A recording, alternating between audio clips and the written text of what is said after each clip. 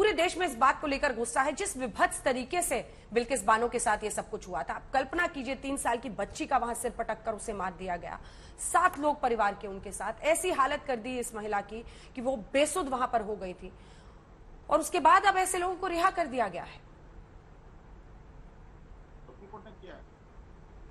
Committee ने किया है, सुप्रीम कोर्ट ने किया है। कमेटी में 2 बीजेपी के विधायक हैं। मैडम कमेटी ने पहले सुप्रीम कोर्ट ने कहा कि नहीं आपका नाम अमीबेन याग्निक है? नहीं, मैं कहता हूं सुप्रीम जवाब कोर्ट ने सुन लीजिए, जवाब सुन लीजिए अमी जी।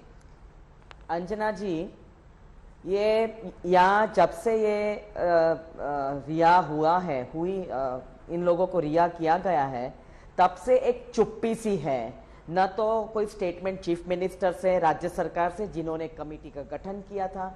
ये सुप्रीम कोर्ट का मामला नहीं है। सुप्रीम कोर्ट ने कहा कि राज्य सरकार तय करेगी, क्योंकि हर जगह परिपत्र अलग होता है। ये परिपत्र या नोटिफिकेशन के हिसाब से होता है, रेमिशन पॉलिसी होती है हर स्टेट की। तो ये सुप्रीम कोर्ट ने इतना ही कहा है। इन लोगों को कुछ पूछते हैं तो न तो चीफ मिनिस्टर ने जबान खोली है, न तो होम मिनिस्टर कुछ बोल रहे हैं, न तो महिला मंत्री बोल रही है जो women and child development minister है, न तो स्टेट विमेन कमीशन की चेयरपर्सन जिसको फर्जियात रिजिग्नेशन देना पड़ा फरवरी में सब कैबिनेट मिनिस्टर्स के साथ, वो भी आज खाली पद है। पर फॉर्मर होने के नाते भी कोई स्टेटमेंट नहीं है। स्टेट ह्यूमन राइट्स कमीशन के चेयरपर्सन से भी कोई स्टेटमेंट नहीं है। ऑनरेबल होम मिनिस्टर जो यहां से गए दंगे के समय, वो यहां के होम मिनिस्टर थे। प्राइम मिनिस्टर यहां से गए हैं गुजरात के, और वो 15 अगस्त को जैसे उन्होंने कहा कि हमें नारी शक्ति का रिस्पेक्ट करना चाहिए, डिग्निटी रखनी चाहिए, हमें सशक्तिकरण करना चाहिए कि राष्ट्र निर्माण में महिला का सहयोग हो, महिला का प्रदान हो, तो इसमें भी सब चुप्पी है।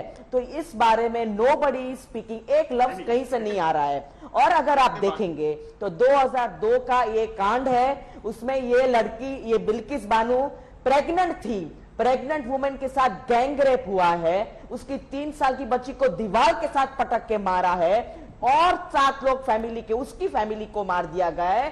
गैंग रेप प्लस मर्डर उसका कन्विक्शन हुआ है, और उसी टाइम सुप्रीम कोर्ट के तहत ही ये ट्रांसफर होते एक स्टेट से दूसरे स्टेट में। कोई अपने आप केस कोई दूसरे स्टेट में जाता नहीं है। तो ये इसमें कन्विक्शन हुआ है।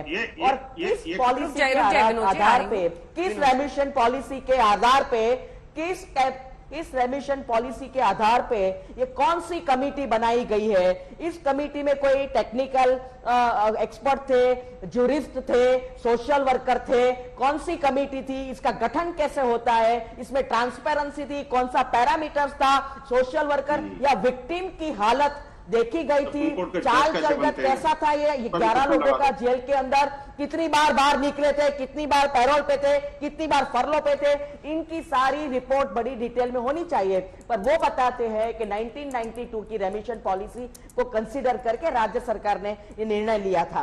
राज्य सरकार ने ये नहीं बताया कि 2013 में भी एक रेमिशन पॉलिसी थी, कन्विक्शन कौन से डेट पे हुआ था, ये सब टेक्निकलिटी में जवाब नहीं देते हैं, पर कहते हैं कि सुप्रीम कोर्ट की वजह से हमने निर्णय किया है। सब गलत बात है, और ये बातें आपसे जवाब गलत है। और मुझे लगता है कि महिला शक्ति, महिला सशक्तिकरण, महिला मान, ये सब आज जो ये बात हो रही है वो न्याय की बात है। अगर एक महिला को आप न्याय नहीं दे सकते, उसको सुरक्षित नहीं रख सकते, उसको सुरक्षा प्रदान नहीं कर सकते, तो ऐसा गवर्नेंस मॉडल, ऐसे राज्य सरकार का निर्णय कैसा है? क्यों कोई बोलता नहीं है? यहां भी महिला मंत्री है, सेंटर में भी महिला मंत्री है, क्यों कोई जवाब नहीं देता है? क्यों कोई एक अक्षर नहीं बोलता है महिला के बारे में? जब वोट चाहिए तो तब महिला की बात करते हो, सशक्तिकरण की बात आती हो तो सिर्फ बातें करते हो, या बेटी बचाओ की बातें करते हो। तो ये कहां का न्याय है कि आप एक सेंटेंस भी नहीं बोल सकते अपने विक्टिम के बारे में? और क्या सुरक्षा देंगे? आपने कभी ये कमेटी ने ऐसा कोई ऑब्जर्वेशन किया है कि महिला की क्या हालत होगी? बड़ी मुश्किल से वो बाहर संभल के आई है और बड़ी मुश्किल से अपनी जिंदगी चला रही है, तो कौन सा ये आजीवन कन्विक्शन किस तरह ये कमेटी ने राइट ऑफ कर दिया? तो खुद ही जज बन गए, खुद ही जुडिशियल सिस्टम बन गए, खुद ही तय कर लिया कि हमें ये करना है, और बात करते हैं सुप्रीम कोर्ट की। ये सही बात नहीं है, ये न्याय की बात है। उन्होंने न्याय करना अपने हाथ में ले लिया कमेटी ने। अश्विनी दुबे जी, ये कैसे मुमकिन हुआ? ये सब समझना चाहते हैं। जिन्हें दोषी कोर्ट से करार दिया गया बलात्कार के मामले में, वो भी ऐसा वैसा नहीं जहां पर 5 महीने गर्भवती एक महिला के साथ गैंग रेप हुआ, उसकी बच्ची को दीवार पे पीट कर जान से मार दिया गया, 3 साल की बच्ची को, 7 लोग परिवार के मारे गए, और उसमें जो कन्विक्टेड होते हैं उन्हें एक कमिटी बनाकर रिमिशन पॉलिसी के तहत रिहा कर दिया जाता है। ये कौन सा प्रावधान है और क्या ये न्याय संगत है? उस महिला की सुरक्षा का क्या? रिमिशन पॉलिसी में जो ये कमिटी बनाई जाती है, क्या वो सरकार की तरफ से बनाई जाती है? क्या इसकी कोई रूपरेखा कोर्ट की तरफ से दी गई है कि उसमें कौन शामिल हो सकता है? सभी एपॉलिटिकल लोग होंगे या पार्टी के सरकार की तरफ से भी लोग हो सकते हैं? क्योंकि दावा यह है कि इस कमिटी में 2 बीजेपी के विधायक हैं, जिसमें से एक सीके राहुल जी हैं। देखिए, कमेटी में इंडिपेंडेंट लोग भी होते हैं। कमेटी में डिस्ट्रिक्ट जज की सुपरविजन में कमेटी बनती है, जेल के सुपरिंटेंडिंग ऑफिशियल्स में से कोई एक होता है और बाहर के भी लोग होते हैं। वो कमेटी हर स्टेट की अलग अलग बनती है और वो कमेटी जो है डिसीजन लेती है। अगर कमेटी के किसी डिसीजन पे कोई अवरोध होता है तो अदालत फिर उसको रिव्यू करती है। तो अब बिल्किस बानो और उनका परिवार कोर्ट जाकर इसके खिलाफ पिटीशन दायर कर सकता है। बहुत सारे लोग देश भर में इस तरह की गुजारिश कर रहे हैं, चिट्ठी लिख रहे हैं, वो कह रहे हैं कि रिवोक हो और उनको वापस जेल में डाला जाए। ये किया जा सकता है, ये मुमकिन है?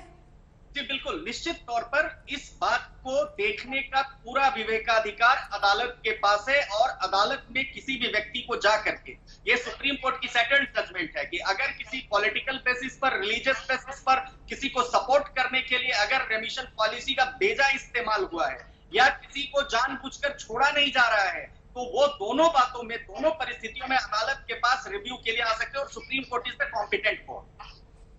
अब विनोद बंसल जी, आप बताइए, क्या आपको भी नहीं लगता है कि वापस इन 11 लोगों की जगह जेल में है, इनको जेल में ही होना चाहिए? आपको देखिए ये समझना पड़ेगा, दोनों को देखना पड़ेगा कि आखिरकार एक फारूक चिश्ती था, आपको याद होगा 1992 की घटना है अजमेर शरीफ में। अजमेर शरीफ में वो फारूक चिश्ती ने एक सीरियल रेप किए थे और वो कांग्रेस से भी जुड़ा हुआ था। आप आखिरकार ये वो भी एक मुसलमान था। ये अंतर ये कि गुजराती हिंदू हैं, इसलिए उनको विक्टिमाइज करने की कोशिश की जा रही है लोगों को। मैं कहना चाहता हूं आखिरकार वहां पर कोई नहीं बोलता, और ये गुजराती जो घटना घटी, मैं कहता हूं ये घटना निंदनीय है, लेकिन उससे पहले जो गोधरा की घटना घटी उसमें भी तो छोटी छोटी मासूम बच्चियों को मारा गया था, मासूम बच्चे भी मारे गए थे, उनको तो जिंदा जला दिया गया था उस गोधरा में। उसकी चर्चा नहीं करेगी, उनका दर्द नहीं है, किसी को दर्द नहीं है, और न ही जुडिशियल प्रोसेस की कोई चिंता है, न इनका विश्वास है। अब ये कह रहे हैं कि सरकार ने ऐसा किया। अरे भाई, सरकार ने ऐसा किया तो पहले सरकार पर भरोसा नहीं, आज भी सरकार, आप चले जाओ, आप गुजरात छोड़ के जाओगे, इसका मतलब क्या? जी अम्मीबेन जी। नहीं, इनकी बौखलाहट देख के समझ में आता है कि इनको ये इश्यू कितना चुभ रहा है। यहाँ गोधरा कांड की बात नहीं कर रहे हैं, हम एक कांड की बात कर रहे हैं, जहां एक महिला को एक गुनाह महिला के साथ हुआ है। उसका केस कहां चला, कौन से राज्य में चला, सुप्रीम कोर्ट तक गया। आप शांति से सुनिएगा, आप न्यायाधीश मत बन जाइए और सरकार भी मत बन जाइए, सरकार भी मत बनो और न्यायाधीश भी मत बनो। विनोद जी बीच में नहीं, Vinod ji please, shouting match नहीं कर रहे हम लोग, नहीं वो शाउटिंग सारे मैच नहीं है सर। अंजना जी, आपने अपना पक्ष रखा, आपने गोधरा पर सवाल पूछा, मैं उनसे पूछ रही हूँ। अभी मुझे सब केसेस में नहीं जाना है, आज हम बात ये कर रहे हैं कि बिल्किस बानो के जो अपराधी थे 11 लोग, उनको आजीवन कारावास दिया गया है। आजीवन कारावास देने के बावजूद अगर एक कमेटी, जेल कमेटी सबको रिहा कर देती है, तो आजीवन कारावास में उनको क्या लगा कि इस कमेटी के मेंबर्स ने, राज्य सरकार की गठित की हुई ये समिति है, खुद बन गए वो जज, जस्टिस जो भी कर रहा था, और न्याय की बात हाथ में लेके सबको रिहा कर दिया। तो ये बात है कि ना तो आपने कोई एक्सपर्ट को रखा है, न को आपकी कमेटी इंडिपेंडेंट है, न आपने विक्टिम का ख्याल रखा है, और ना आप ये रेमिशन की बात कर रहे हैं। तो ये कौन सा महिला के लिए संवेदनशीलता है? तो सरकार को तो जरूर पूछेंगे, जो भी सरकार है गुजरात में, उसको ही पूछेंगे कि आपने कमेटी गठन कर दी तो आपने कितने इंडिपेंडेंट कमेटी मेंबर्स लिए थे, उनमें कितने सोशल वर्कर है जिनको जेल की प्रोसीजर्स का पता है, कितना क्या कॉन्डक्ट देखा है। इसमें ना तो मुस्लिम, ना तो महिला, ना तो कुछ दिखा जाता है, इसमें सिर्फ केवल अपराध देखा जाता है। और अपराध की ग्रेविटी इतनी ग्रेव है कि आपने एक बच्ची को मार दिया है, प्रेग्नेंट बीवी पे, प्रेग्नेंट लड़की पे आपने, महिला पर आपने गैंग रेप किया है, तो इसकी सजा तो कोर्ट ने दे दी है।